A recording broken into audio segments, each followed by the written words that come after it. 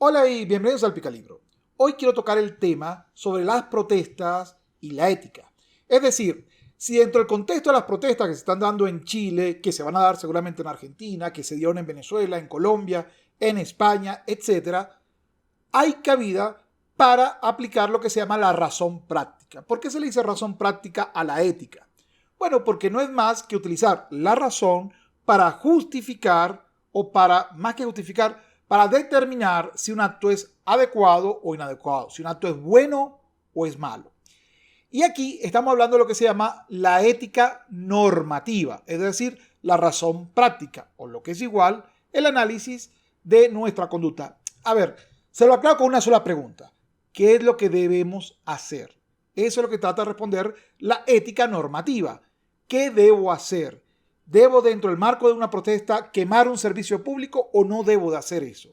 Y eso es lo que voy a tratar de contestar en este video. Voy a dar argumentos para ambos lados. Por supuesto, yo lo he dicho siempre, yo soy un absolutista moral, así que no me vengan con el relativismo, el utilitarismo o el consecuencialismo, que son vías que son justificables y que voy a explicar en este video para que tú te defiendas mejor.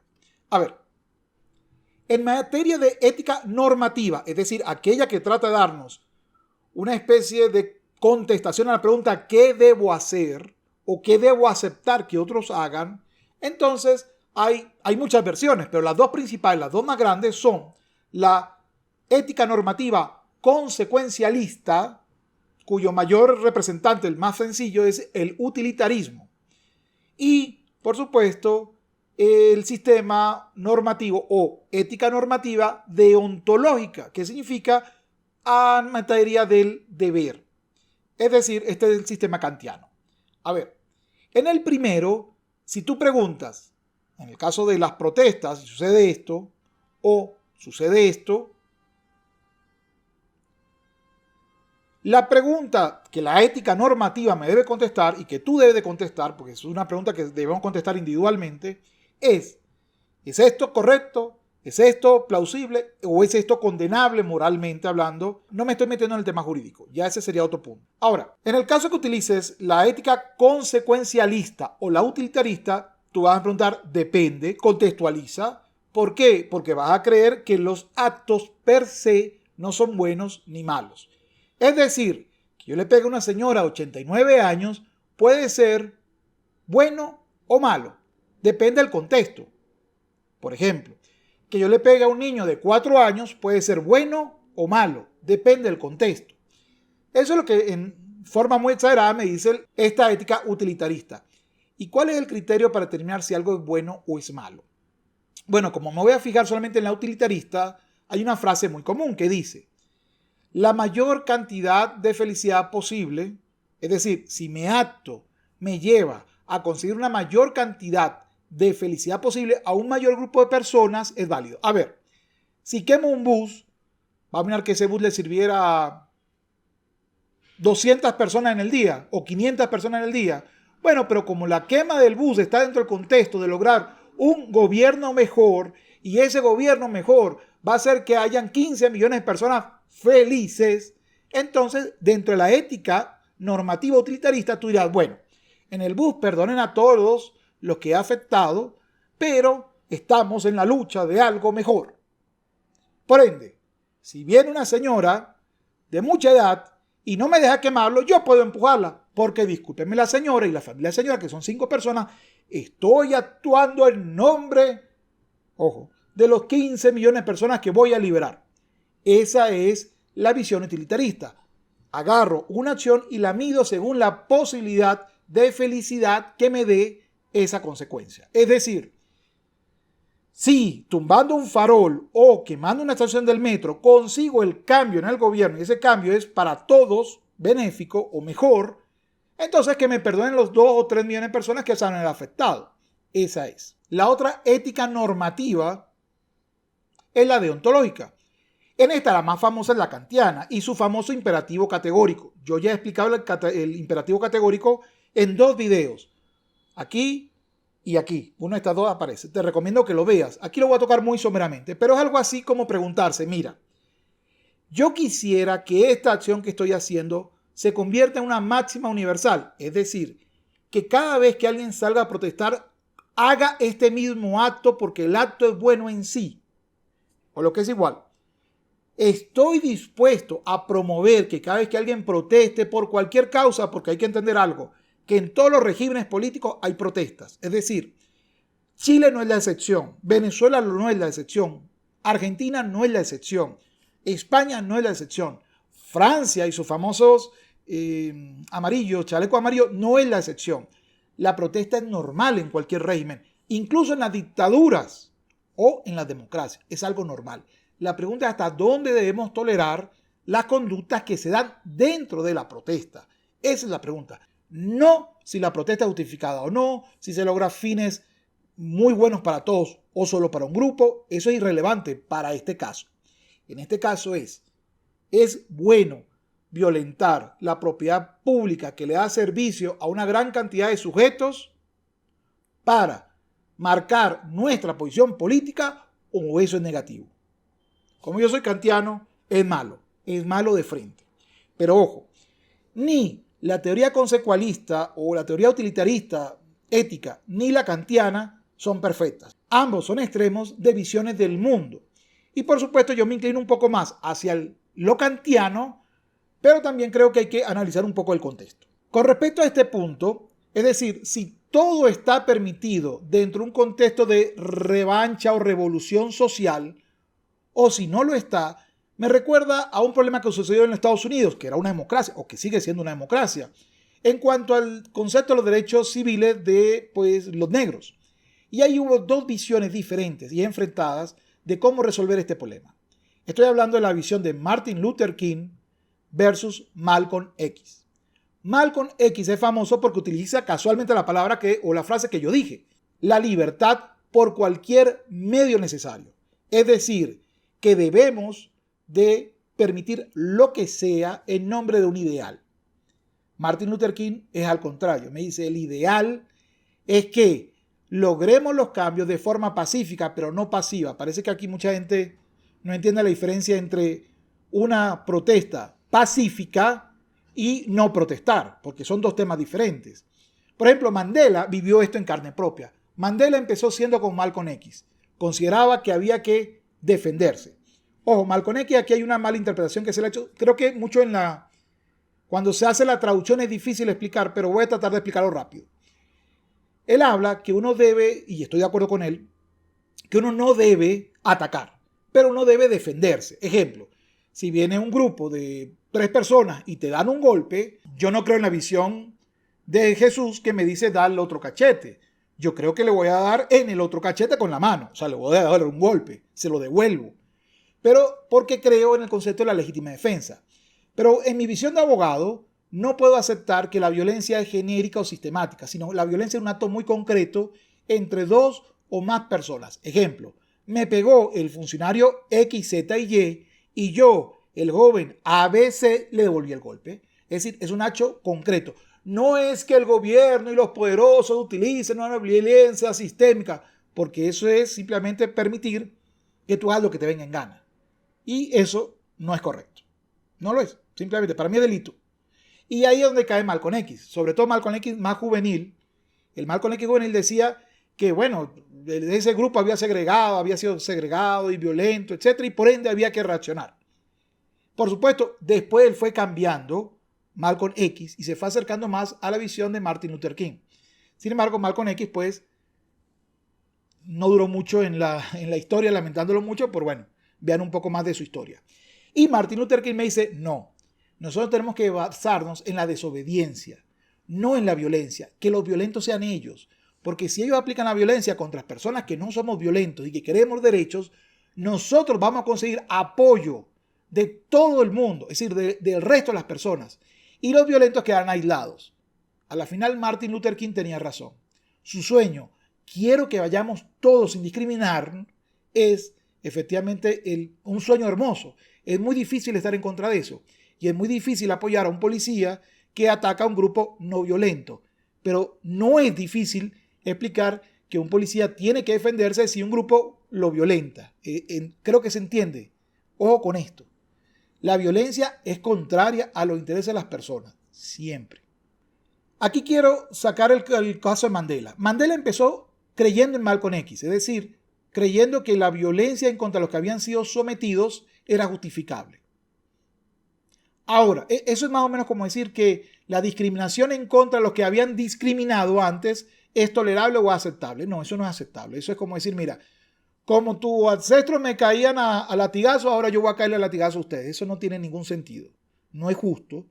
Y por supuesto vas a conseguir mucho más rechazo que apoyo. Y es lo que creo que le está pasando a muchos movimientos postmodernos, afortunadamente.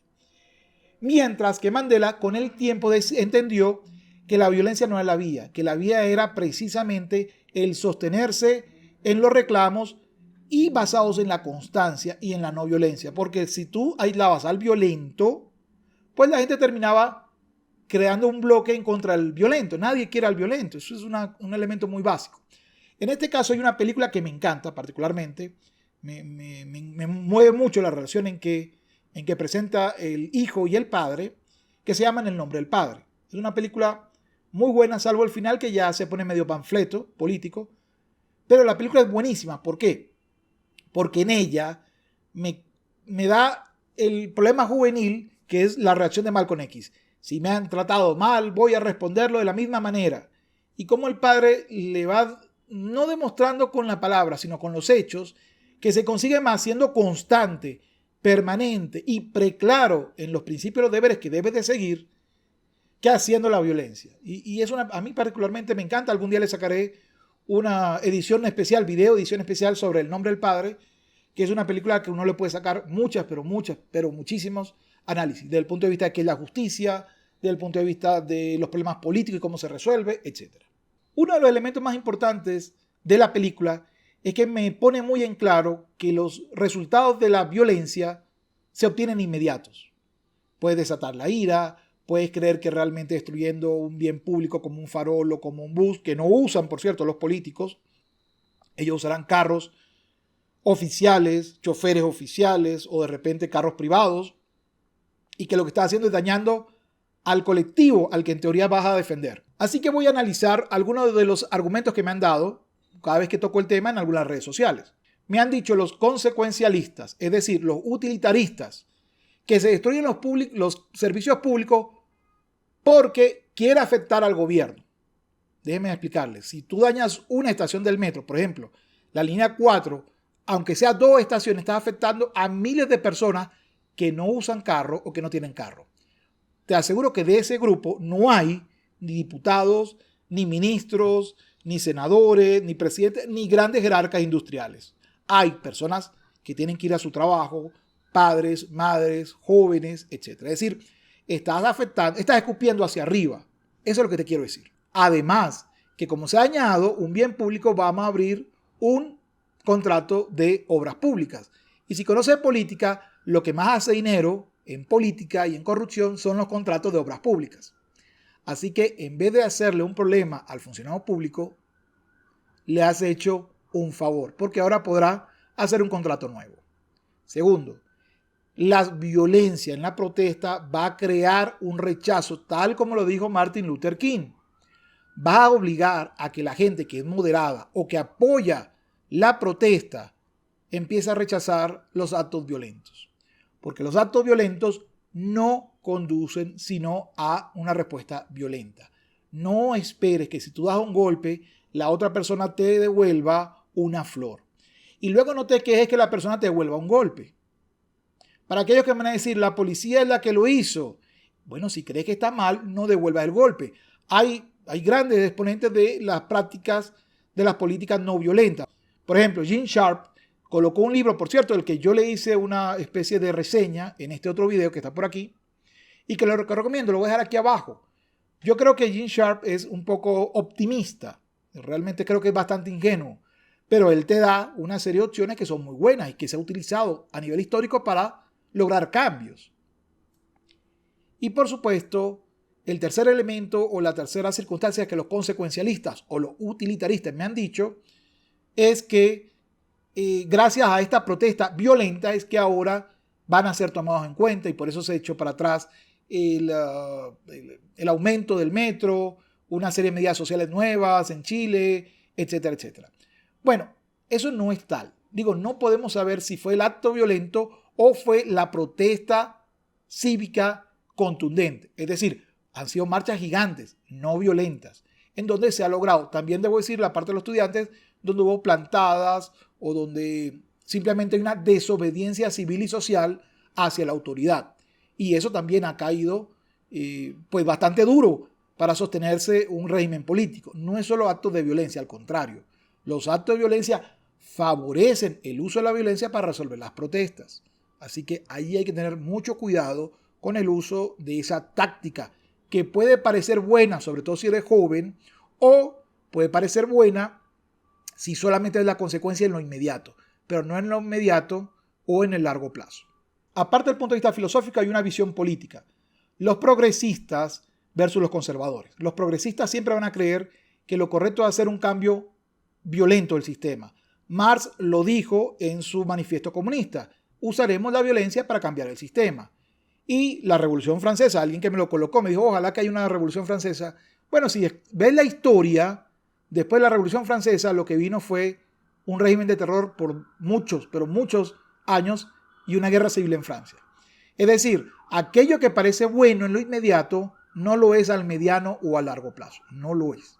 Por eso creo, realmente así como dice Laje y como han dicho varios defensores de la derecha y los conservadores, de la que yo me formo parte, es que aquí se está batallando una guerra cultural. O lo que es igual, hay que tratar de definir qué cosa es correcto, qué cosa es bueno y qué cosa es malo y qué cosa no es aceptable. Destruir la propiedad privada no es aceptable. Robar, no importa que tú creas que la persona es un delincuente. Robar en un centro público, saquear, jamás son actos políticamente tolerables. Son elementos que hay que repudiar, aunque estés a favor de las protestas. Son elementos que hay que repudiar.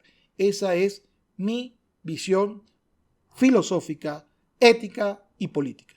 Por cierto, para aquellos que me han dicho que estos son hechos por carabinero, policía o infiltrado, con más razón rechaza el acto. No importa quién lo haga, lo pueden hacer niños, jubilados, estudiantes, policías, miembros del Foro de Sao Paulo, cosa que no creo, o policías disfrazados, carabineros, etc. Bueno, igual, el acto sigue siendo malo. Por eso, cuando tú ves o grabas a un policía, un carabinero, abusando físicamente de alguien que no se está resistiendo, tú tienes rechazo inmediato. Porque nadie quiere estar a favor de la violencia. Nadie. Para concluir el video, pregúntate si con respecto a la destrucción de servicios públicos o de transportes públicos es moralmente condenable, independientemente de quien lo haga en la circunstancia en que lo haga. Si es así, bienvenido. Tienes una moral kantiana o deontológica. Y si dices, depende, vamos a analizarlo, entonces vas a tener una visión consecuencialista o relativista. Pero ojo, recuerda que si tú aceptas eso, el día de mañana 5 personas protestando pueden destruir el servicio eléctrico que va a tu casa o la calle que sirve a tu casa o hasta la tubería de aguas blancas que llega a tu casa porque toda una protesta para obtener un bien mayor. Recuérdate que esto es, desde mi punto de vista, condenable siempre, independientemente de quién lo haga. Como una crítica a Kant, la visión está del imperativo categórico, hay que distinguir de 2 puntos. Uno es la parte moral y otro es la legalidad. Por ejemplo, si se está hundiendo, si se cae un avión y solamente hay 2 paracaídas y hay 80 personas, en las cuales hay una mujer embarazada, personas altamente humanitarias, niños, etc., se puede justificar que utilice esos 2 paracaídas para salvarme a mí y a mi hijo. Y eso es moralmente condenable por toda la vida, pero jurídicamente aceptable. Es decir, existe algo que se llama estado de necesidad o incluso legítima defensa, donde dice, mira, si te pegan tú puedes volver el golpe. Pero eso no quiere decir que lo que tú estás haciendo no sea amoral, o mejor dicho, inmoral. Lo que es legal, en el sentido de que no vas a tener años de prisión por esa actitud, porque hay excepciones. Y en ese caso yo, a diferencia de Kant, sí creo que hay excepciones. Como abogado, creo que en las excepciones del estado de necesidad y en la legítima defensa. Pero como abogado también creo que no existe eso como criterio amplio, sino como criterio preciso y específico para actos concretos y personas concretas. Dicho esto, te invito a que me sigas en mis otras redes sociales, en Instagram, en Facebook, en Twitter, que soy bastante activo, en Spotify, donde tengo un podcast donde toco los temas un poco más, de forma un poco más ligera. Y antes de despedirme, quisiera agradecer profundamente a mis Patreon, a Donay, a Humberto On, a Paco, a Raúl Betancur y a Rocío Cori por apoyar lo que se hace en este canal. Y gracias a su esfuerzo, pues cada vez me importará menos si a Google o a YouTube le gusta o no le gusta el tema, porque me sentiré más libre de expresar cada vez o tocar temas un poco más polémicos. Dicho esto, es todo por hoy. Sapere aude. Por acá YouTube debe haberte colocado ya 2 videos para que sigas y nos vemos pronto. Hasta luego.